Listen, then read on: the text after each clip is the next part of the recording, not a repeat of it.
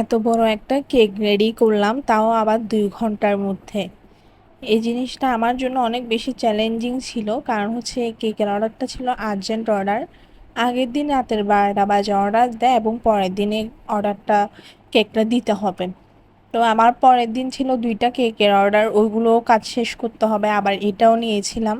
তো সব মিলাইয়ে প্রথম অনেক বেশি টেনশন হচ্ছিল পারবো কিনা।